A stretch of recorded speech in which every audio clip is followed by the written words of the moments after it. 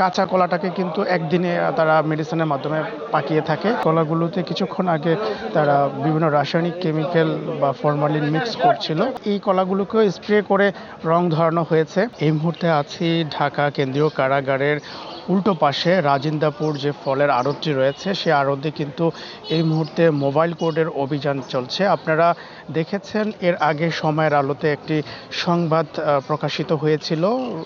কলা, সবেদা সহ বিভিন্ন ধরনের ফলে এখানে রাসায়নিক কেমিক্যাল ফরমালিন ব্যবহার করে সেগুলোকে পাকানো হতো, সেরকম একটি নিউজ কিন্তু আপনারা দেখেছিলেন সময়ের আলোতে।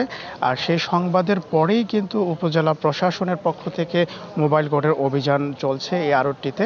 আপনারা দেখতে পাচ্ছেন সময়ের আলোর ফেসবুক লাইভের মাধ্যমে। আপনারা এখানে দেখতে পাচ্ছেন এই কলাগুলোতে কিন্তু অসাধু ব্যবসায়ীরা বিভিন্ন রাসায়নিক কেমিক্যালের মাধ্যমে কলাগুলোকে পাকিয়ে থাকে। আর এই অসাধু ব্যবসায়ীদের ধরতেই উপজেলা প্রশাসন মোবাইল কোর্টের অভিযান চালাচ্ছে। মোবাইল কোর্টের অভিযানে নেতৃত্ব দিচ্ছেন উপজেলা নির্বাহী officer Omar Faruk. Formalin mix করা হয়েছে, সেই কলাগুলো ইতিমধ্যে জব্দ করে কিন্তু ধ্বংস করা হয়েছে। আপনারা দেখতে পাচ্ছেন এই কলাগুলোতে কিছুক্ষণ আগে তারা বিভিন্ন রাসায়নিক কেমিক্যাল বা ফরমালিন মিক্স করছিল, যেগুলো হচ্ছে মিক্স করার পরে রাজধানীর বিভিন্ন ফলের যে দোকানগুলো আছে সেখানে তারা সরবরাহ করে থাকে। উপজেলার নির্বাহী অফিসার ওমর ফারুকের নেতৃত্বে মোবাইল কোর্ট চলছে।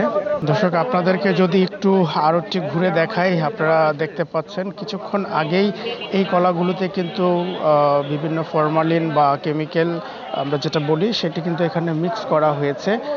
আপনারা দেখতে পাচ্ছেন কাঁচা কলাটাকে কিন্তু একদিনে তারা মেডিসিনের মাধ্যমে পাকিয়ে থাকে। এখানে আপনারা দেখতে পাচ্ছেন এই কাঁচা কলাগুলোকে কিন্তু ফরমালিনের জন্য প্রস্তুত করা হচ্ছে, আর এগুলোকে অলরেডি ফরমালিন করে রং ধরানো হয়েছে। আপনারা দেখতে পাচ্ছেন এগুলো যদি আরো দেখাই, এই কলাগুলোকেও স্প্রে করে রং ধরানো হয়েছে।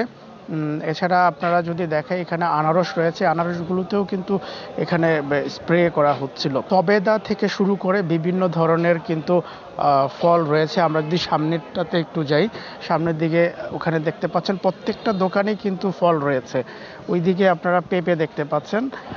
তো এখানে কিন্তু যখন আমরা জানতে পারলাম যে এখানে এগুলো মিক্স করে, তখন আমরা এসে একটি সংবাদ প্রকাশ করি এবং সেই সংবাদ প্রকাশের পর উপজেলা প্রশাসন সেই নিউজ দেখে কিন্তু এখানে এসে অভিযান পরিচালনা করছে।